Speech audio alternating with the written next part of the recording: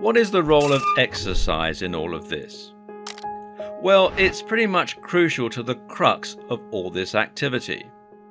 The very best way to enhance your energy levels by far is to start becoming more active and to exercise. This will give you a boost in just about every domain. The first reason for this is that exercise will help you to enhance your cellular efficiency. Inside each of your cells are tiny little energy factories called mitochondria. These are what take the energy, glucose, from your food and convert it into something that can be used, ATP.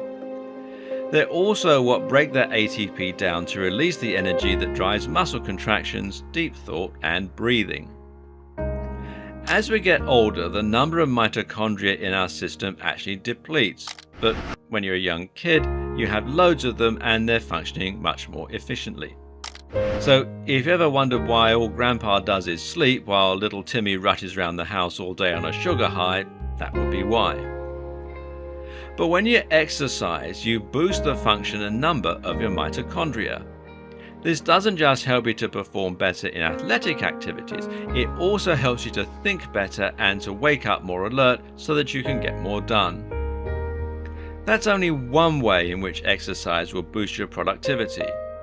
Another powerful effect comes from improved cardio fitness, circulation, and blood pressure. In short, using your heart a lot will make you better at pumping blood around your body and provide you with oxygen, nutrients, etc. The best form of exercise for this benefit is steady-state cardio. Running long distance gives your heart's left ventricle time to enlarge, and that means you can pump more blood around more easily. But any form of exercise will help you increase your VO2 max, your resting heart rate, and your energy levels. Exercise is also super good for your brain and will encourage more brain plasticity, improving your sleep. Getting rid of fat will make you lighter, meaning you spend less energy moving around. In short, if you can exercise, you will perform much better than ever before. The only problem? If you're currently not exercising at all, then you'll find it hard to start, which is why I'm happy to introduce the quick routine to solve that problem. The most important thing to start with is a simple training program that you can just stick at. This is where all those self-help books and online training programs have gotten things a bit twisted. It's very misguided when you see the people who walk around the gym with elaborate training programs and queuing for machines before they've even developed a basic level of fitness. It's even more misguided when people tell themselves that they haven't started working out yet because they need to, quote, find the right training program. Want to lose weight? Then you might have taken a quick look online to find advice. Some people will be telling you to cut out your carbs. Others will be telling you to count calories and not worry about carbs. Others will tell you to eat more carbs and cut the fat. Meanwhile, do you do steady-state cardio, in other words jogging, or do you try HIIT, high intensity interval training? It's all a lot to pick from. At this point though, it really doesn't matter. All that matters is that you're doing something. If you aren't already training, then get training right now on a regular basis. Don't wait until you finish these videos. Don't focus on improving your health or getting abs, although we'll touch on that later. Just focus on getting good at training and actually sticking to a routine. Anything is better than nothing, and you don't need to worry about training wrong. Your body is incredibly adaptable. So here's a very simple training routine that you can use to start getting into shape. It's called the Quick Program, and it goes like this. First of all, do press-ups, or push-ups as some people call them, to failure, and keep going until you can't do any more, and remember the number and beat it next time. Then you're going to do pull-ups to failure, and then kettlebell swings to failure, and use a weight that allows you to do about 30 to begin with. There's no pause in between each exercise, and you should treat this like a circuit. Ideally, you should aim to do 3 to 5 rounds with 1 minute's rest after the swings, but if you only have time to do one, well, that's okay. Remember, it's better to do something than nothing. If you have just 5 minutes at the end of each day, then just doing the press-ups is fine. Perform the press-ups fast and keep your body rigid as you do. Make sure you go all the way down and back up for each rep.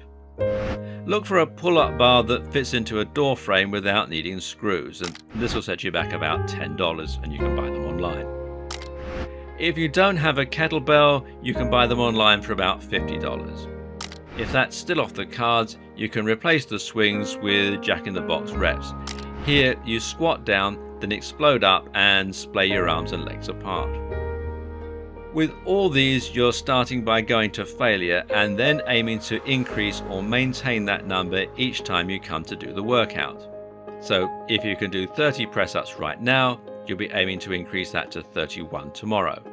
In a year, you'll be maybe doing 70 or 100. Try to do this at least 4 times a week to see real results. This routine is the only necessary exercise because it offers some cardio benefit when practiced with intensity and because it offers resistance training for all the major muscle groups. The press-ups train the pecs, shoulders, triceps and core.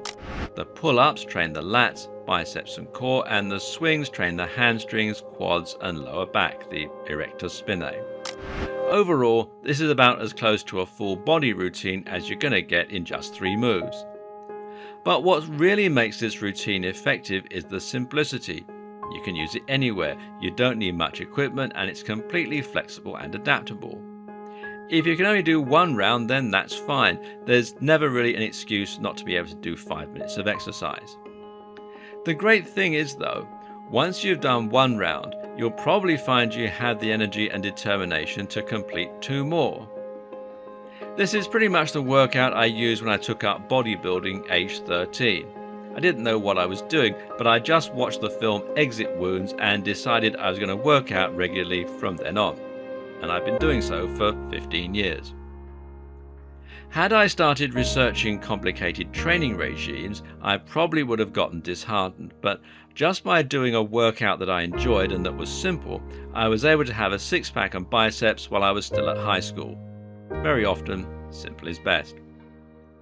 All that said though, the quick routine is designed very much for beginners and is not intended for those who want to build big muscle or crushing strength.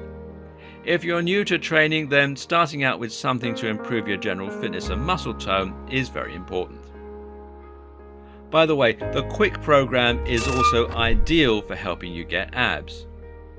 Getting visible abs is mainly about diet, with the aim being to reduce your body fat percentage to sub 10%, thus making the six-pack visible underneath. This is aided through CV, and once you start doing kettlebell swings and press-up reps for 100, this will be quite a cardio-intensive routine.